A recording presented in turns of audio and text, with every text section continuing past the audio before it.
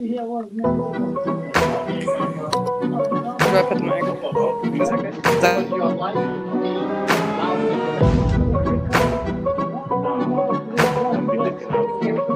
Hold on, it's going.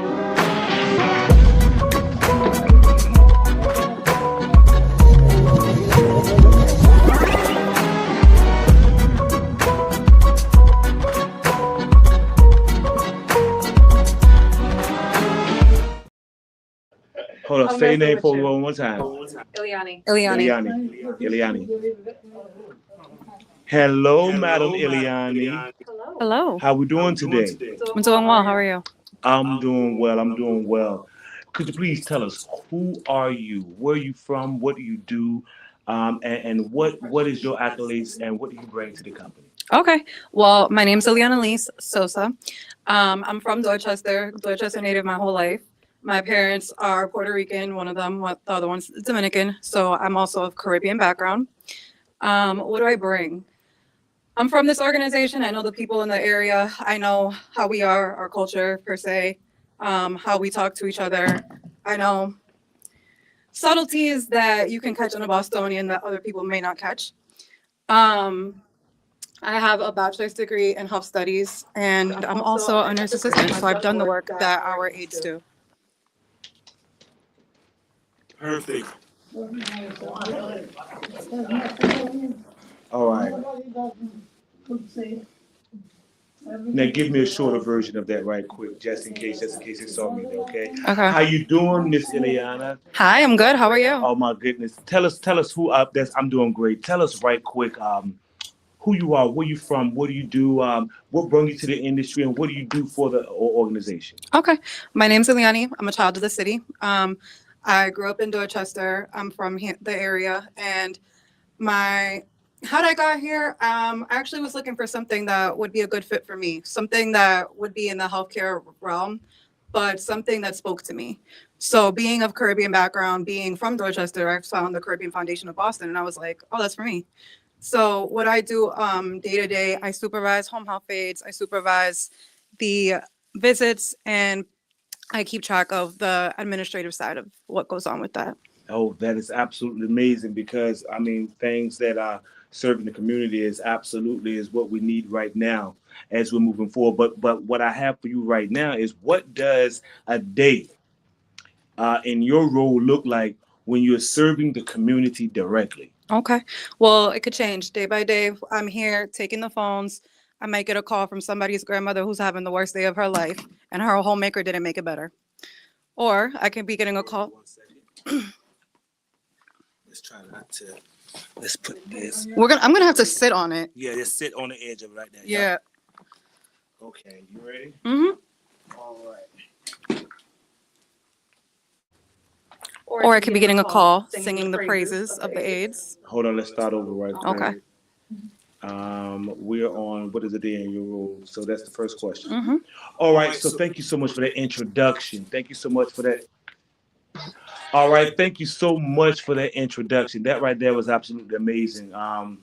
As it looks for you, what does a day in your role look like when you're serving the community directly? Yeah, so I serve the community directly in a couple ways. Typically, a day-to-day here, I speak with a lot of our clients. Sometimes I get someone who's having the worst day of their life. Sometimes I get someone who was having the worst day of their life until they saw their aide, and now they feel a million times better. So working directly with the community, kind of keeping everybody safe and keeping everybody happy. A big goal of mine is to make sure that everyone's happy at home and that I'm pairing people with people that they like. That's exactly what we need here in this day, finding out the needs of the people. Okay, so you know these things, and with this question right here, it should really caveat off what you just said. What are the real needs you are seeing in the on the ground right now? Absolutely. So I think a big need that I see isn't getting fulfilled is companion services. Companion services is typically when someone goes to the home, they could be reading a book, doing some artwork, making a snack, just hanging out. And you see, we have our elders are living longer and longer and longer. And so they need companionship. And a lot of the time, I feel like that's not being ordered for them. And So you know the feelings of this. How do you translate leadership vision into real world action when this is going on? So my leadership style, I like to make sure that since I've done the work before, I like to make sure that the person I send is accommodating and is good at dealing with different scenarios. So we have people who, for example, maybe they're hesitant to receive care. They don't want you touching their stuff.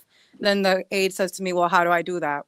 Typically, how I translate that is I'll go on the field and I'll try to do something specific with the client and with the aide, give the aide some type of ideas, teach them like a better bedside manner and how to handle it. Okay. All right. And with that, um, that starts to change the environment. Am I correct? Yes. Okay. So what's one moment with a client or family that reminded you why this work really does matter? Just last Thursday, I Mm. saw a client. She has a beautiful home in Mhm. Mattapan. Beautiful, old structure. You don't see homes like that anymore. Mhm. It's no, everything's open floor plan now. You don't see the beautiful finishes and all the touches that her home has. And she actually receives heavy chore service. Mhm. As I'm talking with her, she's telling me, "You should have seen it when it was clean. You should have seen it when it's clean. When it's clean, come back." Her home is one that is going to take a while to get back to its previous state, but I see the pure joy in her eyes as the aide is working to get her back to that state. And then that's what really matters. That's what really matters because people do have challenges in their day-to-day lives as they're aging. Death anxiety is real, and it's good to have organizations like you that help with the challenges of that and allow people to move into the next transition smoothly and well. What challenges what challenges do people face that aren't often talked about? Um, Absolutely. Feelings of shame. I feel like the hardest thing for an elder to do is admit that they need help. A lot of the times, you're talking to people who are very independent in their previous life. They've lived so long, able to do so many things pridefully, with pride. And so it's hard to ask for help and it's hard to receive the help sometimes. And that is true. As you age, you do feel a sense that you're losing your sovereignty. They say, once a man, twice a child. All right. Pediatrics and geriatrics are cousins. Both nurture us into the next stage of our life. But with that being said, how does this organization create dignity, not just support for the people it serves? We're empowering everybody whose home we go into. So something that's important, that I always make sure to tell the aides, if they're having a rough day, if the person's having a rough day, whatever, you always make them feel good at the end of the day. It doesn't matter if you're having a hard day. It doesn't matter if you're not understanding each other. You make sure that when you leave there, that person's happy and that person feels secure. Even if they're giving you a hard time, you make sure that they feel heard, that they get the respect that they're demanding. That right there is a world class triple A status ouncer, and it was given to the American people from the heart, from people who are guaranteeing absolute satisfaction with the jobs that they're doing. People, this is the type of stuff that we need to be hearing every day. But with that being said, I mean you're helping those ones who are less fortunate than what we are, and that's what God gave you to give for. But what keeps you motivated during those difficult days? It could be me one day. Mm. Everybody's going to age. We're all going to get older. Who knows what God has in store for each of us. So I would like to see that translated in the care that I gave the elderly. I would like to see that translated in whatever type of care I get one day. And so I believe that you give what you put out. Everything that you put out in this life, you get it back. So absolutely, and that right there is true. What you put out, you do get back in the end. How do you measure though? How do you measure success in your role personally? by how happy my clients are. And I Mhm. can tell how happy they are because they call me here and they call me their baby and they love me. That's all that matters. That is all that matters. Now, what systems, okay, or resources do you wish existed to better serve your community? I honestly wish, and this is like a large scale thing, I can't do anything about it. I wish doctors offices, like primary care providers, could order services for their clients. Oftentimes it gets lost in the insurance model. And, you have pushbacks from insurance, you have pushbacks from case managers. It's a lot of people in the process to get a service implemented for someone. I wish we had a more direct way to do it. And that way the elderly would be getting their services as soon as possible. And guess what? Those words right there just might change the flow of healthcare as it pertains to taking care of our elderly and our disabled. Mm-hmm.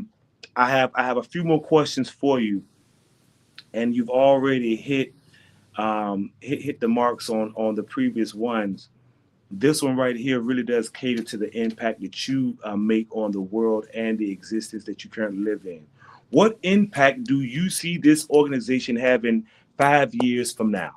My hope is that we can continue servicing the communities that we've serviced and target more people and get more people in the door. Obviously, there's a lot of things in the middle for how that translates, but my goal is to make sure we're serving the whole city. We're not leaving any corner untouched, and that we are able to expand our reach and how many people we can reach. Well done. Absolutely well done. Now, you have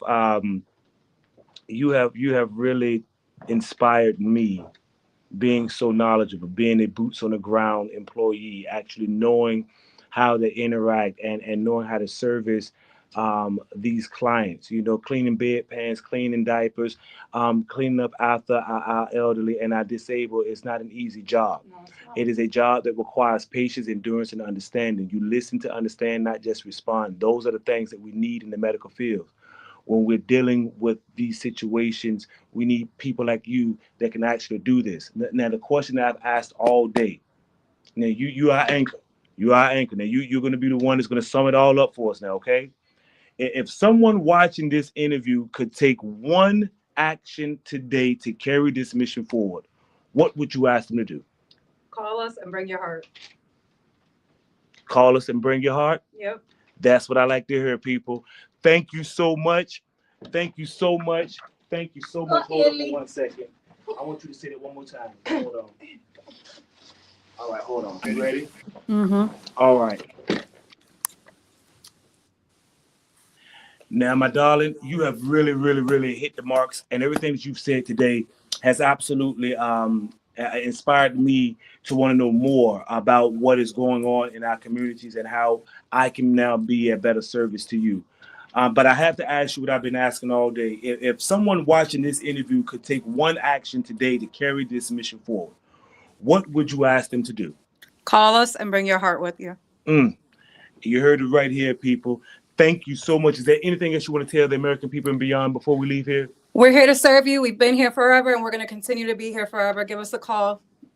And what's the number? 617-445-1228. And if you want to talk to me, it's extension 3. Thank you so much. We'll look forward to you. We'll be right back, people. We're going to the party now. And you see by the dawn's early light, which so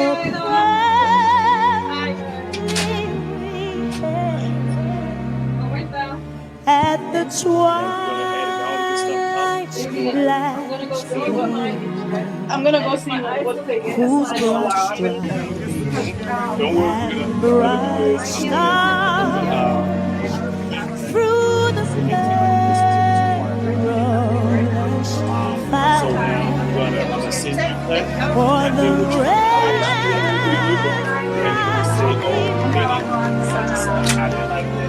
was so gallantly streamed, and the rocket's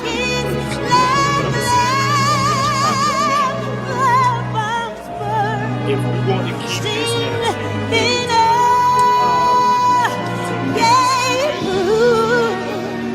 through the night, that a flag I'm thinking, like,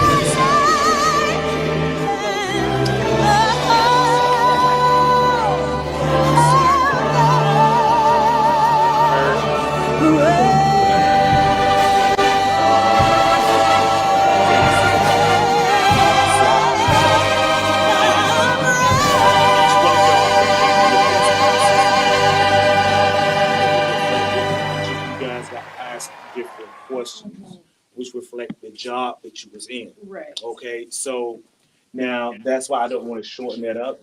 But what we will do is each one of us, I'm gonna just take one long film, right? And what we're gonna do is each one of us, we're gonna take a walk inside. So you just line right on up, and I'm gonna just walk you inside. You just talk to me. And we'll walk What, right inside. now? Well, right now, It's raining. if I can get you to walk inside, if you know what, then this is what we're gonna do then. I'm gonna do the walk in. I'm gonna do a walk in, right? And each person that I interview, you just stand right here and greet. Carol's gone, so Carol's gone. you have me and Ilya, Miss P. You have Yep. already got Miss P We already got coming Miss in. P. And so we're just gonna sit down and we're just gonna have this walk in. Hi. And then we're gonna start from there, okay? Oh. So, no, you okay? Ida, do you want to be in it? Outside of that part right there, Good night. Good night, Ida. in this, I don't know why. Oh, say,